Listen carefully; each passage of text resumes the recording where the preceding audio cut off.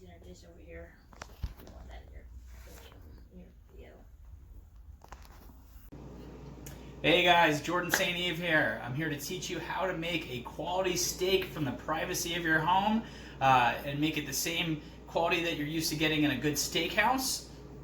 I myself had worked at my brother's restaurant for a few years when I was younger and learned some tips and tricks that allowed me to make a really good steak from home and pass it on to you right now. So the first thing that I'm going to show you real quick, and the most important part, is choosing your choice of beef. For this, you could look at things like a porterhouse, a tri-tip, a ribeye, a New York strip. There's a lot of options. Filet mignon. I chose a New York strip, which I think is going to be fantastic. Nothing more American than this. On my board right here, you can see some great marbling of the fat across this. And this is the steak that we're going to use, which is both affordable and just a really good piece of meat, a really good quality cut of meat. I also have available a spatula, some thyme, some butter. I have my stovetop over here, a knife, just some basic things, big spoon for basting, just some basic things that you'll have around your kitchen to make this work. The technique that we're going to use is going in the oven first and then to the top for a sear. It's a little bit backwards from what a lot of people do, but trust me, this is the best way to make a good steak. With the steak right here, I'm going to season using only salt and pepper. I like to keep it really basic because this is how you get a really great flavor from the meat. This is also why you're choosing a quality piece of beef as opposed to something you have to over season like carne asada or something like that. As you can see, I'm putting a ton of salt and a ton of pepper on there. You can't really over season this because it's going to sweat out a lot of the juices on there. And so you want to have a nice salty piece of meat. Get the little sides everywhere on there really good. And then get the pepper right in there. The other thing that I would mention, and one of the most important things, leave your steak out. Don't take it directly from the fridge and try to throw it in the oven. That's going to go from too cold to too hot quickly, and it's not going to produce the same consistency when it's heating up the beef. So we want to take it out about 15-20 minutes before, let it sit on the counter on a piece of wood or a plate or something, and let it get to room temperature so that it cooks nice and evenly. The way that we cook it in the oven is I'm going to put it on a lower heat. In this case, I went about 290.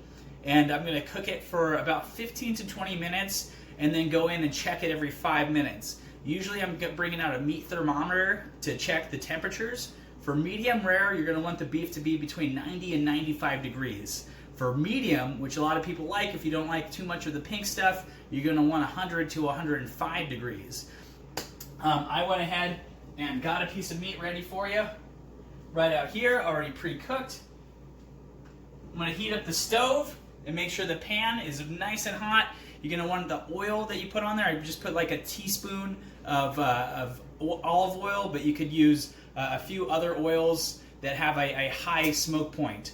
So that's the key to this. Not vegetable oil, maybe like coconut oil, or there's a few others out there that a lot of people like that have that high smoke point. I like olive oil, even though it's not the highest smoke point, it still leaves a nice sear.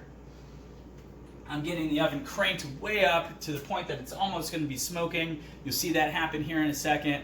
And then I'm going to throw this piece of beef on that is cooked just a little bit. I like mine medium rare again. Cooked this one for about 25 minutes. That was it. I'm going to throw this on and give it a nice sear on both sides.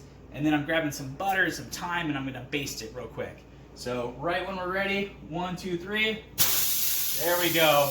That's the noise that you want to hear. You want to hear it really hit that pan, sit in there, and let it sit in the same spot.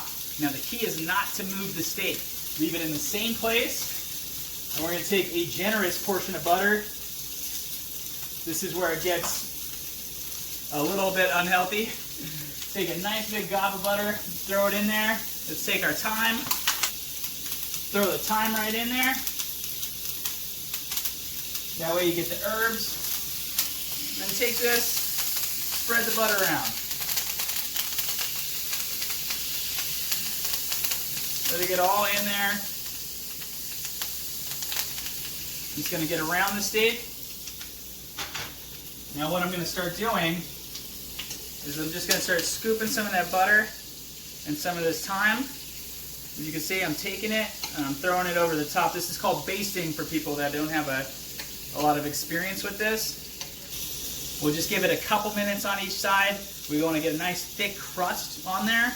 But what happens is when you cook it in the oven, it cooks evenly so that you don't have an uneven distribution of the heat. But what I mean is if you've ever cut into a steak and it's pink in the middle and then it gets darker as it goes out to the edges, that's because they're searing it, which is cooking it first, and then they're putting it in the oven, or they're cooking it on something like a grill that has one-sided heat that's coming up and only cooking one side. Remember, while it's in the oven, you could definitely flip it about halfway, but the goal is to cook it on low heat so it's not actually cooking the meat that much. While it's finishing up, remember 4 easy steps are going to be picking out the piece of meat. Most important, good piece of meat. Then preparing the meat. We're going to want to take it out, sit it on the counter, let it get room temperature, and then use a generous amount of salt and pepper only. The third step is going to be to throw it in the oven, 275 to 290, sorry about that. It's kind of the sweet spot for the heat.